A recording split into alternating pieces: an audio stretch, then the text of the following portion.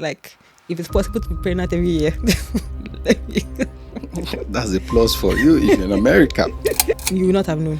You could not have told. Exactly. Like, my face was not swollen. Yep. My hands were not swollen. My And nose we're was not shooting big. through the night. Exactly. It's not like you had this. I was not exhausted. I was not tired. No. They were also clueless. They didn't know what's going on, and they checked. What are they even checking? I think when I told them my symptoms, they just gave me Checking your temperature. Doctor came in. And welcome back to our channel. My name is Bemi, and I have my husband here. So today we'll be talking about my pregnancy journey. I think we mentioned in our first episode, that's the maiden episode. Yes. About the fact that we're going to talk about like my pregnancy journey, and so why I want to, and I have my husband here. I think people will be wondering that I want to talk about pregnancy and my husband is here. That I was pregnant too. That what is his business? But I think pregnancy is actually a 2-person journey. Okay. Obviously to have a baby. To have a baby, it involves 2 people. So, and it should not be left to the woman to handle everything that pertains to pregnancy. So that's why I decided to drag him here today. Modernization, Lufa. I decided to I convinced him to join me. Okay. So we can discuss about pregnancy, the whole journey and everything. Yeah. And also my health journey. Yes. So why I decided to record this episode is because I know some people are they're iffy about this whole pregnancy thing, and they're wondering, some people are scared of pregnancy, which I was initially. Okay. I was like, okay. I think I should speak about that. I didn't want to even get married because I was like, I don't want to. So what do you want to say about it? So yeah, she has always said she didn't want to get pregnant, and it's quite funny that here we are. We now have a kid now. But the truth is, I think your partner will determine, eventually how things will play out. So, let's continue. So I don't go deep into it. Yeah. So I think the first thing about pregnancy is before pregnancy. Yeah. So you don't start thinking about pregnancy when you are pregnant. Yep. Except in some cases. Yeah. I think in our case we're not even planning for it. Yep. So in our previous episode we talked about the fact that I had PCOS and how I dealt with it and everything. I don't think we went into much details. No. Yeah. So but I had PCOS and I was obviously not thinking about we're married, so definitely as Nigerians, sure, they're expecting you to have children. A lot of prayers and exactly, everybody will call you and praying for the fruit of the womb for you. And I was like, okay. And I think because of the whole PCOS thing, my husband didn't want to seem like he was mounting pressure on me. That's you. He definitely so you were trying to downplay people's expectations, don't think about it, we're not thinking about it yet. Yeah. So it was I think when it comes to, sorry to cut in, when it comes to relationships, I think usually people don't understand that whatever you tell others about your partner becomes what they run with. So I think I'm grateful for my spiritual training, grateful for my pastor, I'm grateful for my dad too, because he likes to give a shield around his wife. So I knew it that if I don't tell people that hey, we're trusting, if for instance someone say, when are you going to have your first baby, and you say we are trusting God, or I've been speaking with my wife about it, the next thing is that they will run to you and say but if you say for now I think we're still trying to study, we're doing our PhD and it's not something we have on our breastplate, and people say okay, let's leave them. But the moment you say we're trusting God, in short, I had a vigil. I'm not saying you should not have a vigil. You should, if you. But it should be an internal thing. Yes. You should not go outside and be telling everybody that please pray for me. Exactly. So when you throw it out like that, people begin to mount pressure, and especially for us, I think we're privileged and we have. We thank God for the time. But if it was let's say someone they've been waiting for 5-6 years, then the pressure will be too much. Yeah. So if I think the thing about this whole pressure thing is that I think we've not spoken about PCOS on its own. Yeah. I think maybe we'll dedicate another episode to talk about PCOS. Yes. And stress is another factor that actually increases the symptoms of PCOS. Yep. So if you're mounting pressure on the woman, I'm we're praying for you. When are you you're making the matters worse and you don't even know? People don't get to understand. So the person who should stand by you, I think, is the husband, because as a man, you don't know how. Wait again, sorry, I don't want to sound as if I have so much experience. I'm always watchful, but you have to be careful about what you tell people. You have to be careful about how people also perceive your home. People don't understand, even when it comes to in-law relationships, is what you tell your people that they will do. So I had to be like that wall to not mount pressure on her. And people still say, oh, you said it was not coming and it came.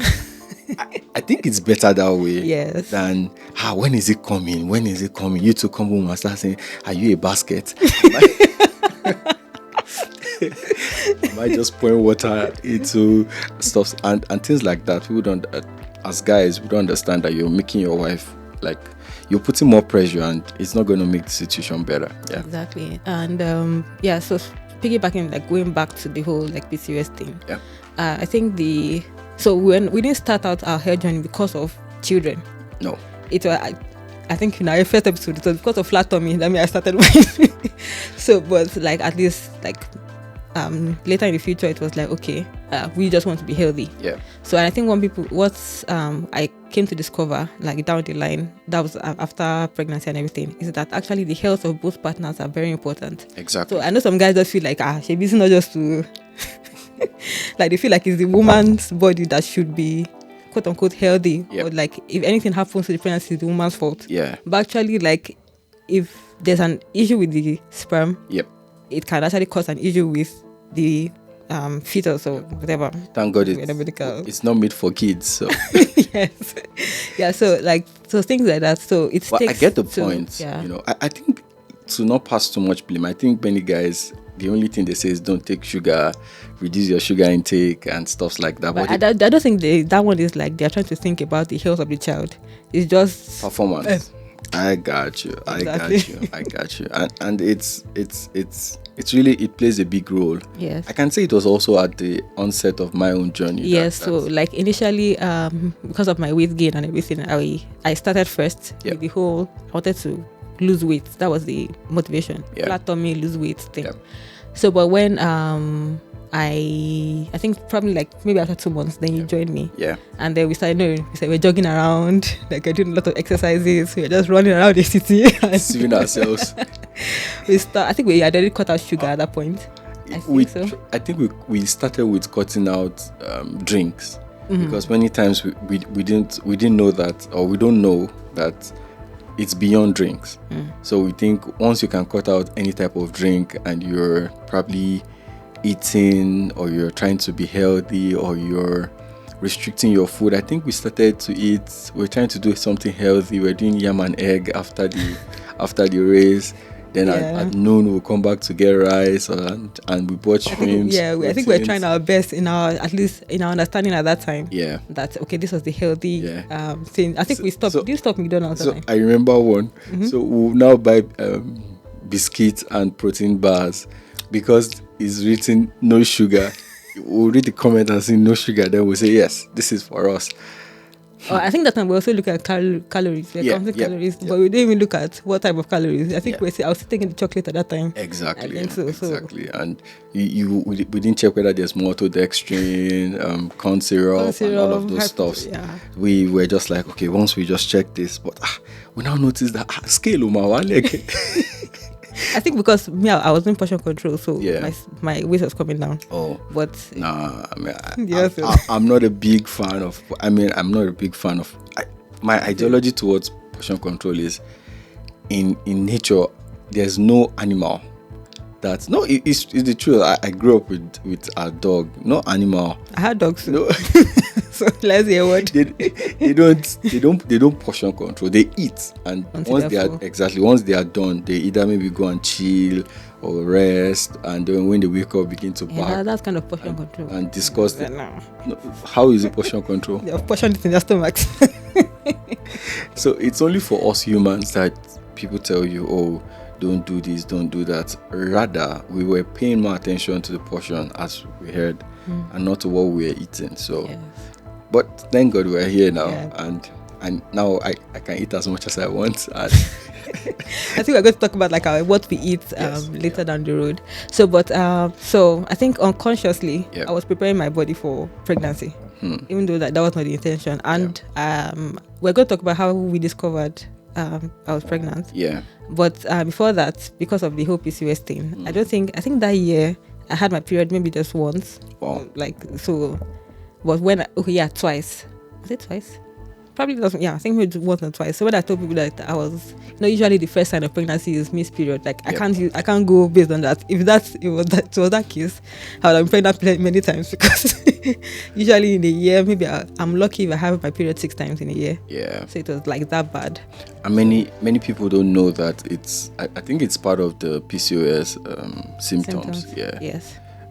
Like missed periods. Yeah. So and beards. Then it's true you don't have beards again by. Yeah, like before. Yeah. Not beards like yours, so people think that way. Not like that, but like hair on my chin. and I think there's a pandemic of that in Nigeria, especially with a particular tribe of Nigerians, and people try to shame people that don't understand exactly. People that don't understand what's going on, to try to shame them. But I've been seeing that banter recently, and it's annoying, really annoying. That's why they say they have yam leg. Oh, it's ignorant. I just think they have more testosterone, and yes. They just need to watch what they eat to balance such levels. So probably we'll take it up as a separate topic, but I don't want to sound tribalistic for now. But again, I am not. I hate conversations like that. But let's drop that. Let me have it continue. Okay. Yeah. So like that happened. We were trying to exercise, eat healthy as much as we knew that at that time. Yeah. And when I got pregnant, I think because at that time I was kind of like in tune with my body. I'm sounding like an American. So I was in tune with my body. So when something changed, I felt it. Okay. So I know some people feel like, they didn't know until later, but I already knew that something's going on. And I think what happened was that my breasts were sore. Okay. So like I cannot go off of period and everything, and whatever I was feeling period wise, like I have some feelings when my period is coming. So I was feeling those, but I was like, I'm not seeing anything.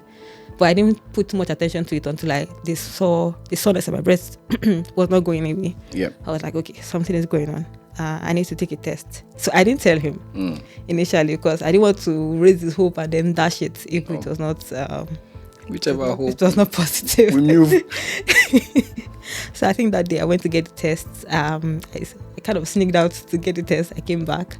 Then I took the test. I went, it was positive. So in the pack, I think there were like 3 test strips. So I took it the night. Okay. I bought it the night. I took it that night.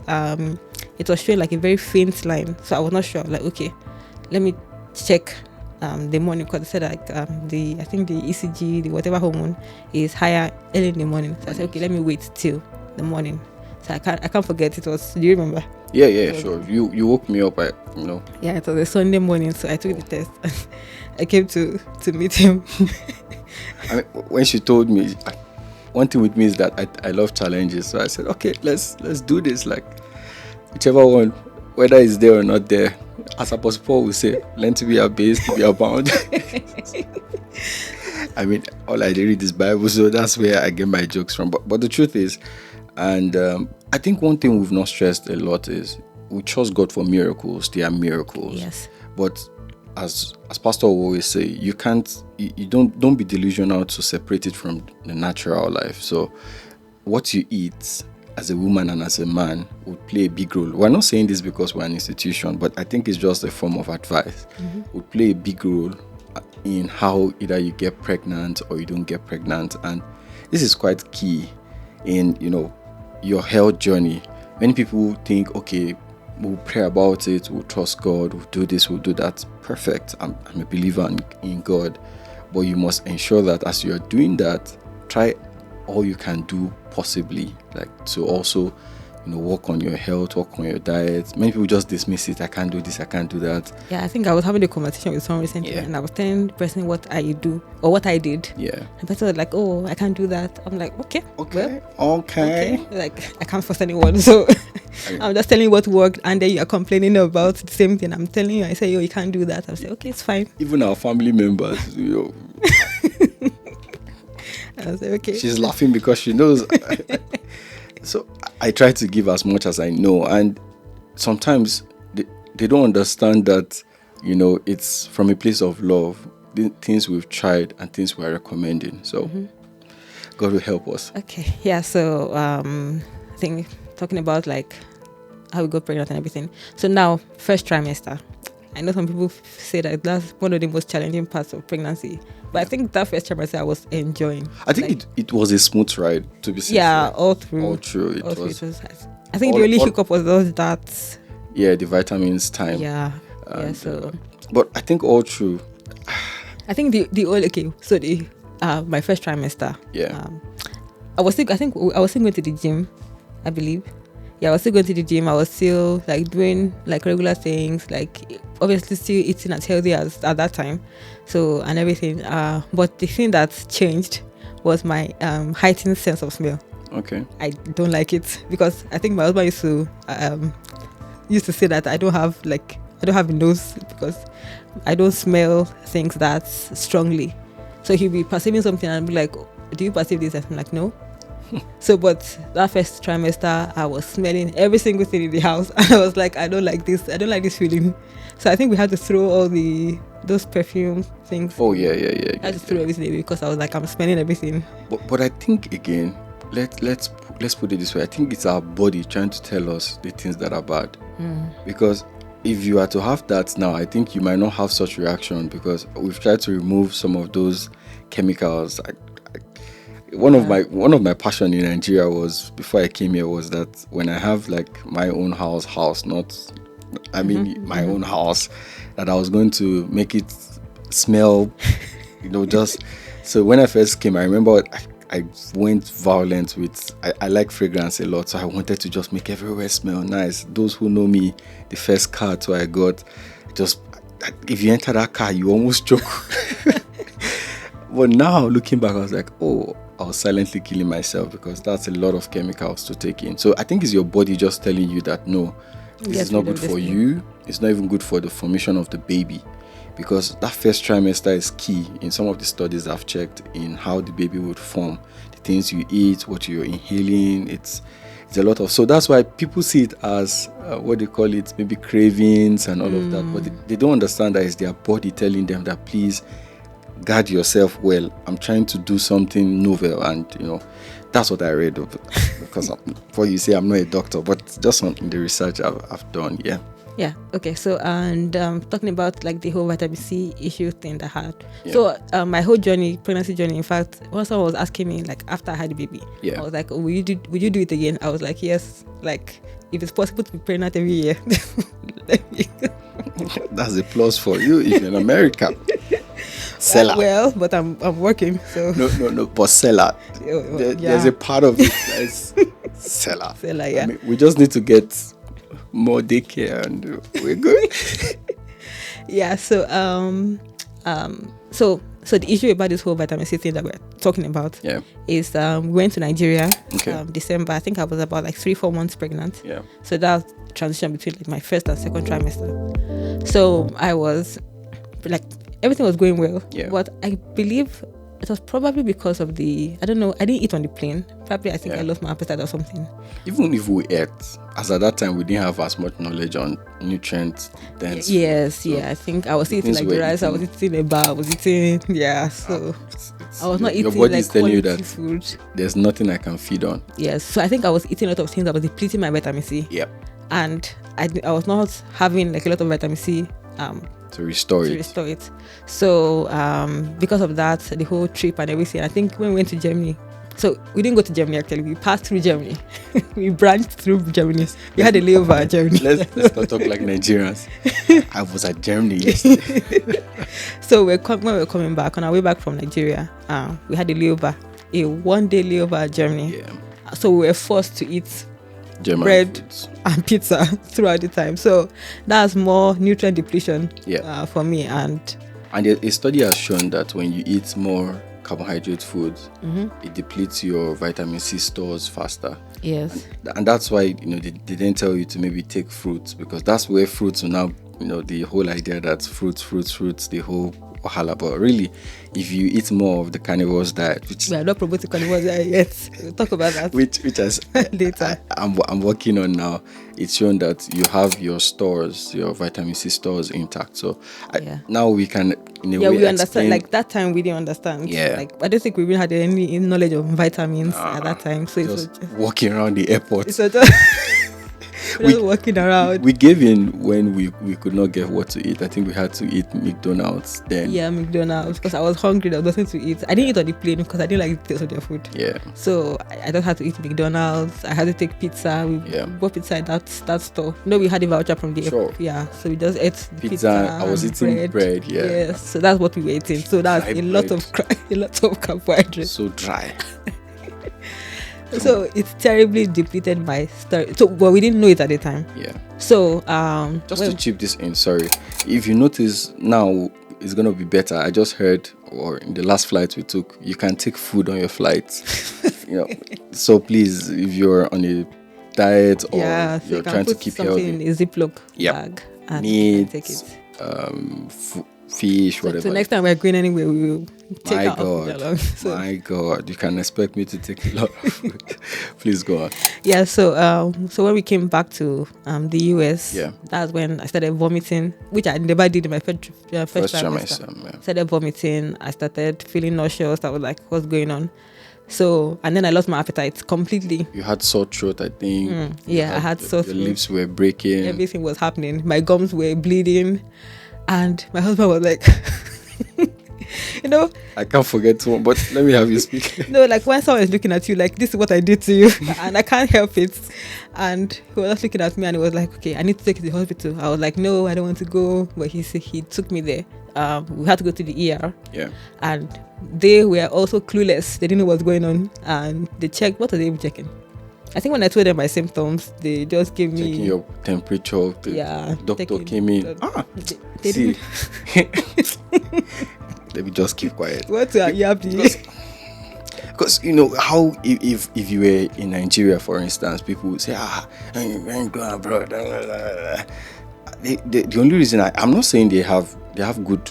The medical system here is good, but they are good at extreme cases. Yeah, like operations, surgeries.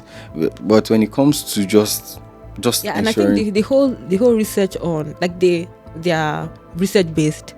Like, all the institutions are based on research data, which is not bad, but it doesn't give you the full picture for everybody. And I think it's just maybe 50, 60 years ago, they just started research on women. Yeah. So it's been just men. So I think they are better dealing with men than with women, especially women with children, like pregnancy and everything. I mean, men had to go to war. That's in their defense, just saying. So we're thinking about it, like, women felt like they're the ones taking care of the home. So they are closer to nature. Yeah. And they don't fall sick as much. So, and again, they've done something here in their medical system. They've broken a lot of things into pieces. So they have small compartments for many things. Like the person treating your teeth might not know what's happening in your throat. Exactly. Deviating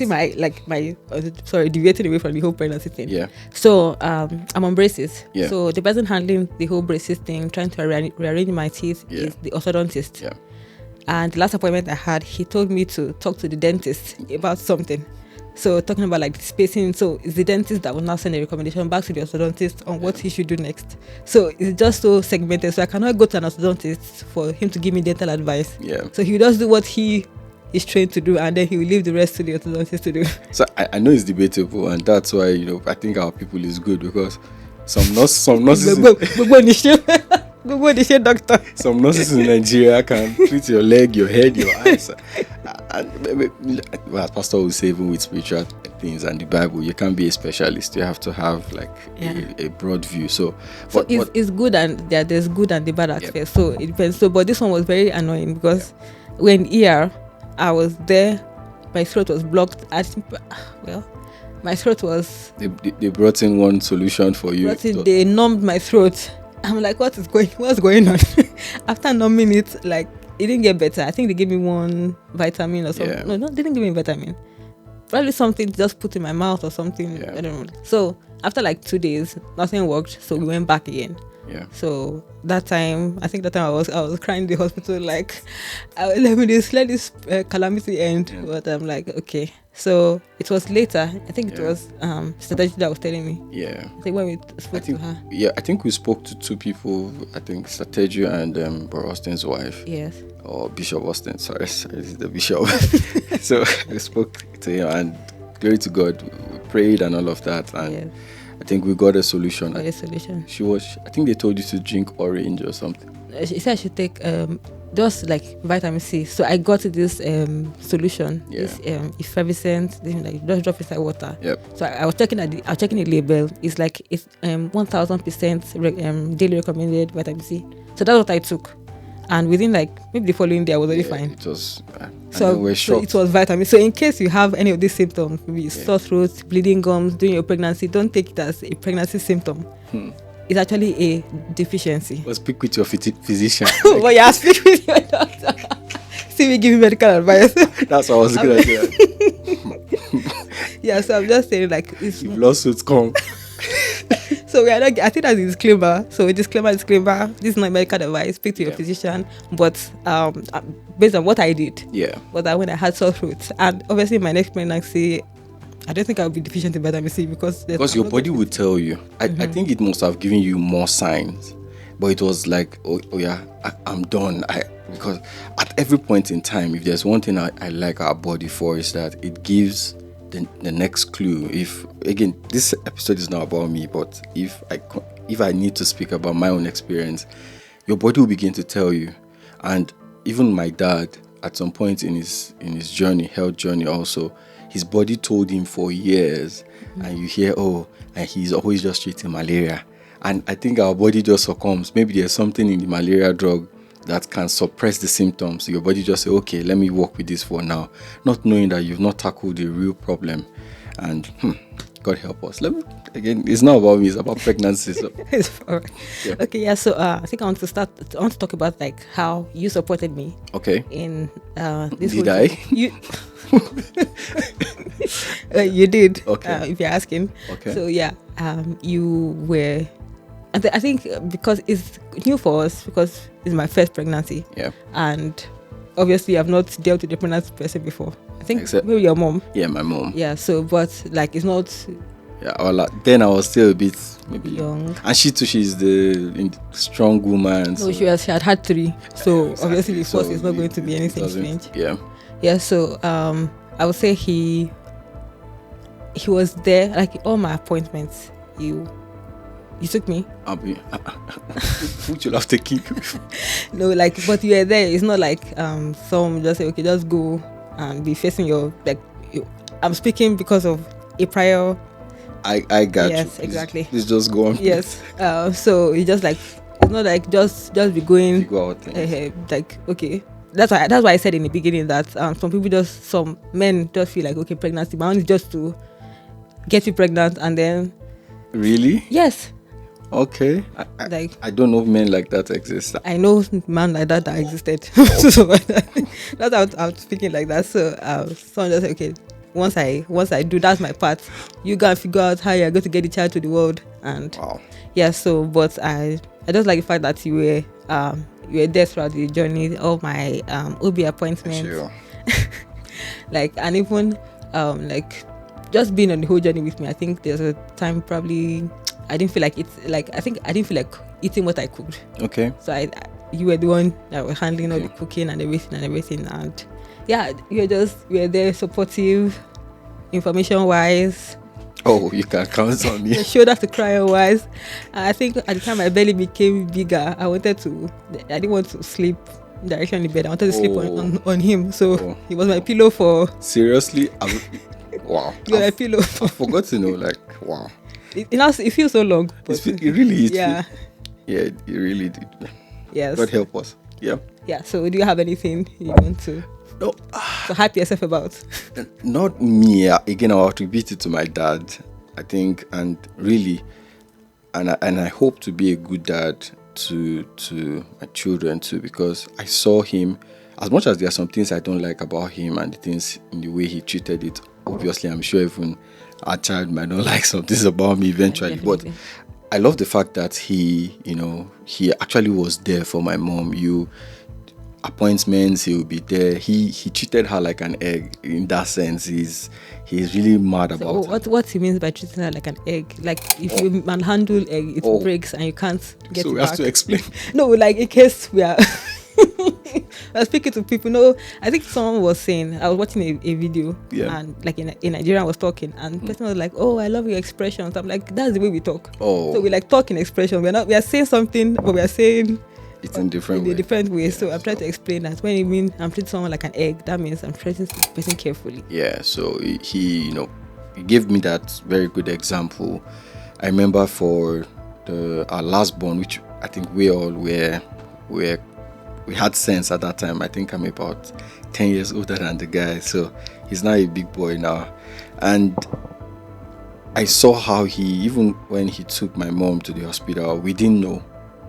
That's to show you that for us not to know, we knew they said they were going out. That's how they said they were going out, and that shows that he was there. He wanted to shield us from, maybe having a negative experience when, in Nigeria, I think you have to bring the wrapper you use to give birth, not like here that they use automated stuff. So, the clothes, the blood clot and many things they brought back, he was the one. He said no one would wash it. He took his time by himself to wash it because he wanted to preserve my mom's, from the spiritual point of view and stuff like that. But all of those things sent him a good message to me that at this point you have to be there for her.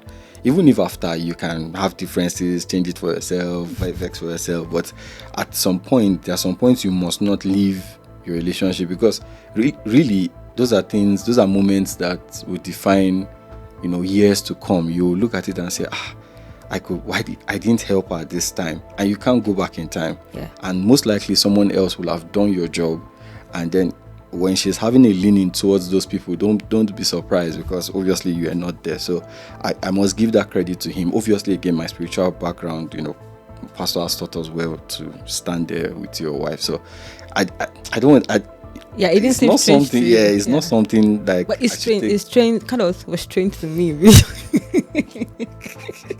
It's not something that you take glory for. I think it's just something that came naturally because of the training I had. Yeah. Okay, but it's something that I'm very appreciative.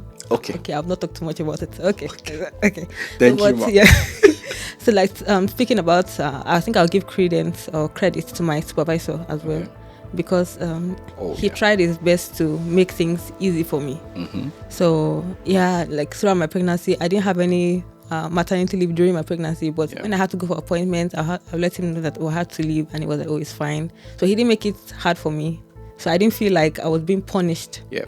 Maybe because of the laws again. So maybe if you he tried. He tried. Yeah. So, but at the same time, like, because the laws could be used against you too, that you're supposed to be around, you're not around, and stuff like that. And because you have to get formal.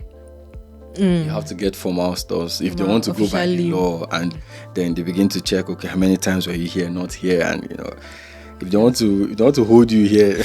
But yeah, he did a good job, and I think he invited us at some point. He also came here, which is so so he really was very supportive, and I think up till like postpartum, and even till now, so he's been very supportive, and I'm always grateful for this. Like, I hear some people complaining about their supervisors. I know it takes that one to takes two to tango, but at the same time, like, I'm just like, I'm grateful for the supervisor I have now. Okay, so so I think one thing that also helped me is also the people around me. I think because we've had people that have been pregnant and have given birth around us, so it was not a journey I was taking on my own. So, and I also was doing my independent research, like watching a lot of videos. I think he used to see me every week. Because there's a week by week. I think Diana in the Pink is the channel I used to follow. So she goes from, I think, the first week gestation up to like 30 maybe up to the 40th week. But I didn't get to 40 weeks. I gave birth to 38th week. So she documented every week. Is that what you're saying? Yes. So each week she tells you what you're feeling, I think she's a nurse or something. Okay, what to expect. Yeah, what to expect. How's the baby doing? How are you feeling? And things like that. So she does it week by week. She already has a series. Wow. So every week, she tells you, oh, maybe week 9, the baby is this size, this is how the baby looks, this is how you're probably feeling. Talked about like when you go to your OB, maybe this is what they should be telling you at this time. Yeah. So it was like she was guiding me through the whole thing. So usually I'm watching videos like if I'm 30 weeks pregnant, I already know what's going to happen in the 35th week. Wow. So like I've watched everything, so I know what to expect. So when I go to the OB appointment, OB was saying, oh, you're very easy, it's like you know everything kind of thing. Like no, I've actually like read a lot, I've watched a lot of videos, and I also read the comments. Okay. So I try to feed my mind with positive stories, yes, not negative. That's why I'm here sharing my own experience. So it's not something to be scared of. Yes. So I mean, just stay positive. Exactly. Positivity works better in life, even when negative things stare you at the face. I've just learned to be positive, and I'm an incurable optimist. Optimist, yes. Yep. So yeah. So like I think we took pregnancy classes. So we went to was it a pregnancy class or a birth class? I shall know that I just did. You just went.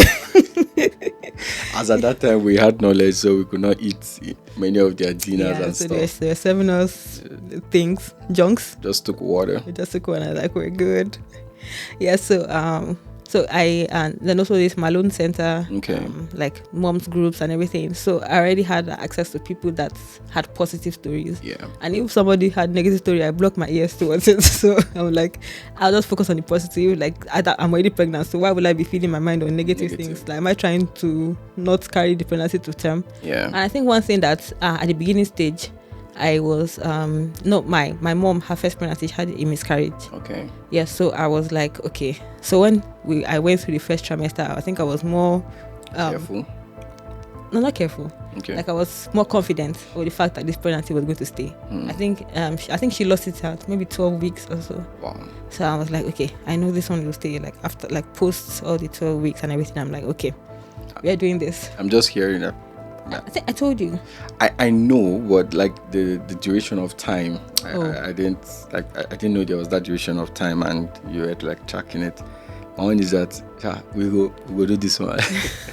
Oh, okay. Well, like I didn't tell you at that time. Yeah. I didn't want to say it. Like that's why I said I didn't want to feed my mind with anything negative. So if I say it, I'll be thinking about it. Yep. So, but like after that time, I was like, okay, this is happening. So I think when that thing happened, I didn't want systemic crisis. Yeah, that when a crisis happened, I'm like, okay, this is going to happen. I know that I'm going to have this child. Like nothing is going to remove this child from my stomach. Change it. Yeah, so like at that time I was already way past the scare point. So yeah, I think that's my journey. I think things that have helped me: healthy lifestyle, having support around me, feeding my mind with positive things. Let's do like normal Nigerians. Things that have helped you. God. Number one. Thank you. We thank God for his goodness, and like we grateful to God for. Yeah. But truth be told, I'm grateful to God for everything. Like I think I was talking to somebody, I was like, oh, I should just be thankful for my own story. Yes. Even though I have my own opinions, but I should be thankful for my story because it's God that did it for me. Eventually. So yes, I am grateful. Yes. It's God that did it. So, as I said earlier on, as we thank God, and also you try to do the things you can do. It's actually very key. I don't know how to say this better, but you need to do the things you can do within your control. The information you can get. I think this age, I know it looks like we have a lot around, but I think you can still look for quality information. I did not do so much. I was not really bothered about the pregnancy information because I felt, oh, let me allow you to do that. If I'm also bringing my own, I might be, again, I don't want to bring a lot of tension, so I left it to that. But at least from the point of the diet, what we're eating, don't do diet when you're I think when you're pregnant. Eat whatever you want to eat. Buy ice cream for her. I said this person, she's actually on a diet. She was actually looking very fit in that sense. Not, you didn't have the big nose, big exactly. eyes. I think when I eventually posted, I think I'm going to show my pregnancy picture. Sure. When I eventually posted my pregnancy picture, like after, I think most of our episodes. So this is just one of our channels. So we have, this is our health channel. Yep. So we have an education channel where we have a podcast. Yep. So the podcast, the video that we had, episode we had, that was last year, I believe. Yeah, we'll put it in the description. Yeah, like I was pregnant the whole time. Yep. And nobody knew. Yes. So when I eventually had a baby and I posted my pregnancy picture, someone was like, you would not have known. You could not have told. Exactly. Like my face was not swollen, Yep. my hands were not swollen, my nose And we're was not shooting big. through the night. Exactly. It's not like you had this. I was not exhausted. I was not tired. You must sleep. You I must think the do time we this. went to the pregnancy, sorry for cutting short. Yep. When I went to the pregnancy center the first time, Yep. and they were like, well, "What are my symptoms? Like, what am I feeling?" I said, "Oh, I was just my sore breast." And they were like, "Is that all?" I said yes. Like, what do you want to hear? That I'm fainting. Exactly. And then they were telling me, "Oh, don't lift weights," and I was still lifting weights. Yep. So And we noticed in many of the mothers meetings we had, a lot of. I want to say this so that I don't want to sound judgmental, but much of the people who were pregnant is either you see them with Coke, this not overdiluted, strongly concentrated coffee, and then I hear them complaining about one health Exactly. condition or another. I'm like, Their legs. Your problem is what you're holding. That's the issue. The problem is staring you at the face, like, and even to when you're breastfeeding and things people eat. I think I know people. Again, it's from a place of love. They hear things online. Oh, you can eat this, you can eat that, you can eat this, different products, zero sugar. But when we begin to check all of these products people recommended, they say, nah. And to the glory of God, again, let's say to the glory of God, and to some of the things we've read, again, we are not saying it's an absolute knowledge. Things might change, but from the place where we saw information and studies and people who have researched, I'm really happy that we got in at this time. Yeah. Because it would be like, had I known. Exactly. As in, had I known, someone offered us, on the flight, offered to give our son something, and so I just told her. I said, can I read the label? So as I read through the label, I saw all the ingredients. I said, nah, sunflower oil or something. Nah. I'm like, no, it's not going to enter my son's mouth. This ain't going in. So it's from a place of knowledge. It's not because we're being proud or we now understand some of these things. We understand the root causes. We understand where it's from. And it's just to say there are some things you'll be able to control as you trust God. If you mix both of them together, I think you'll be much more effective. Yeah, I think do what you can control. Yep. And leave the rest to God. Yep. I think I was talking to my mom and we're talking about pollution in the air, pollution in the environment. I'm like, we can't control that one. But we control. Except we have money to go to Mars. Or where is I don't know which planet. Yeah, Mars.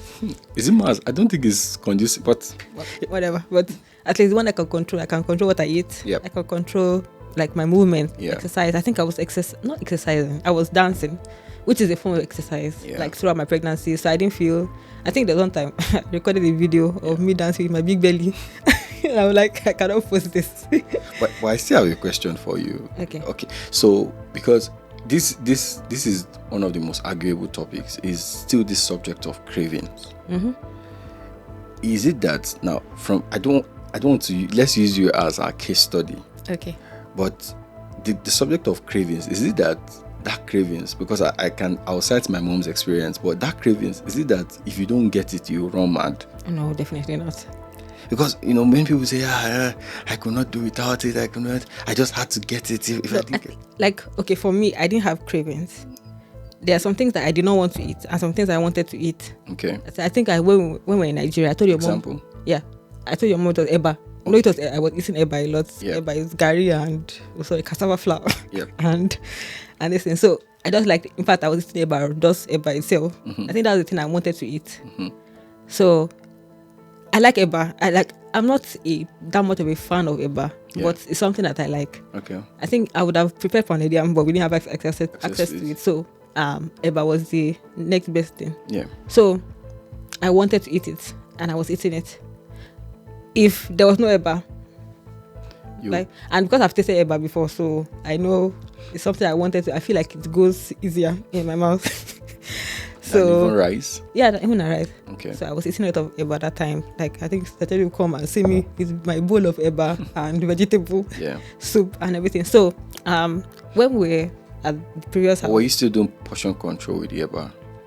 Because I just wanted to tell them. Oh yes, so yes. It's not like I was going ham on eba. Just eating. When you see people eat the eba you are talking about, she ate out. No. She had portion control with it. Like I mean, it was even small. You would take so big at some point, then you have to throw it away at some point. So I think that I was giving you said no, so I said okay, I can't eat. I'm good. Yeah, so but because that's why I'm asking the question around cravings, because they make it look like that craving is without it. Because no, the thing is that because we are pregnant, we are building a life. Okay. So they feel like anything you need must be given to you. Yeah. So even if you don't, also everything you want, not need, must be given to you, even though you don't need it. So you feel like okay, if I don't give, we don't know what will happen. Like if she doesn't get it, so we don't want to take our chances. I think the same thing happened like with this whole trip to the ER. Yeah. It's like, oh, we don't know what's going on. Let us not do something that will affect the baby. So the mom. Exactly. So it's like, okay, do you want to eat this thing? Just take. Let's go get it. Exactly. I think I'm grateful for the fact that I was not pregnant in Nigeria. Like with the knowledge we had at that time. Yeah. So not at this time anymore. Exactly, not at this time. So that time they're like, eat now. Like just eat anything you want to eat. Even if it's midnight, you wake up, you feel like eating, just eat. Like so, but I didn't have all those strong cravings. I had insect eyes. Like if insect eyes. Yeah, insect eyes. Ojukokoro. So like if I see something, maybe Elon cook something, and I see it, I would like it. Now if shout out to that guy. So I like it because like I said, like my sense of smell increased, so it will make me want to eat it, not because of craving anything, but because it's his food and I cannot eat it. But if it's some people that don't have shame, they will eat that food. Exactly. And they say, I don't because I'm pregnant, I had cravings. Or would have tried to ask him, and he would oblige. That's why he will oblige, because he's a nice person. Yeah, very nice. So guy. even if I was not pregnant, he will say oblige. Yeah, very nice guy. Yeah, but because I'm pregnant again, he does say, okay, let him give me. So that means there might not be a standard like fast rule to hard and fast rule. Hard and fast rule. I think I was watching a video. I don't remember whose channel. It's like, and they say that if you crave some certain things, it's actually a vitamin deficiency or a mineral deficiency. Please. I should say it louder. Volume, please. I'm saying this intentionally because, like, for the experience I had, my mom, where we were in the northern part of Nigeria, yes, you can say, oh, because we didn't have money to afford it, but she didn't really have cravings for more. She had money every day to buy the cravings. So many times, and this might help, someone who's pregnant. I know it's not coming from me, but I think, many times, if you really want to stay healthy and fit through the journey, you could just walk through such cravings. You could find I didn't gain any excessive weight. I think when I got pregnant, I was like 63 kg. Yeah. By the time I had Kristen, I think the very funny thing, when I gave birth, I told the nurse I wanted to check my weight, and then she was like, "You just had a baby." I'm like, I just want to check something. If you have dropped, exactly. So when I got, and I saw, I think at the time of when I was still like was my tummy and everything, I think I was like maybe 74 kg or so. So when I gave birth, immediately I was 70 kg. Wow. So like with the fluid and everything, so like later, I think probably after like 2 days, I think I came down to like 68 kg, and then at that point I started intentionally trying to reduce my weight. Now I'm 56. Yeah now. So I didn't gain any excessive weight, like you say, pregnancy weights, this thing. It was even obvious, even to someone who is blind, very obvious. And this is not to say again, so let's put disclaimer, it's God, so you don't see we're proud. But I think there's a way you can maneuver many of these stuffs. Many times we don't understand the science behind it. As you said, it might be a deficiency somewhere. It might be your body telling you to, get something to fill up somewhere. I mean, your body is doing a lot of work, trying to make a new life, trying to ensure the life is stable. So, and yes, it's there, but you might have to look for a healthier alternative, and probably we'll talk about healthy alternatives as we go on. But again, this is just from our personal experience, and I think you can just have that balance where you don't have to get an ice cream. Probably you could find an alternative. Yeah. So I think we're going to put it there for now. I think the takeaways from this video is probably it is the fact that your health and your partner's health is very important in making a new life. And also because your body, like as women, we are housing the child. So whatever you do affects the child. And your child is draining, pulling, because if those first 3 months, pulling a lot of resources from you, your vitamins, your minerals, your calcium, everything is taking everything from you. So which means you don't have the luxury to feed your body junks at that point in time. So I think I was very conscious of the fact that I'm building a new life. I don't want my child to come and blame me in the future about anything that happens. So I was doing my best to at least at that time, like, be healthy, eat healthy, move healthy. And I think we're going to talk about like my the labor and delivery thing later in a separate video, which was seamless. Seamlessly seamless. Yes. So we thank God for everything. I think people are saying, oh, your first child is this one, that one, everything's going to be up and down and everything. And then after that, when they saw that everything went smoothly, they say second child, every pregnancy is not the same. So I'm waiting for some people, like, okay, let's see the second one. And they will not come and record the video. I have a bias towards that every child is not the same mantra, but God help us. Because many times, let's have the second one first, so before we talk too much. So that's the truth. But I still believe, and I'm pleading that as partners too, you can help. I think we do that, as at least many of my Nigerian friends here.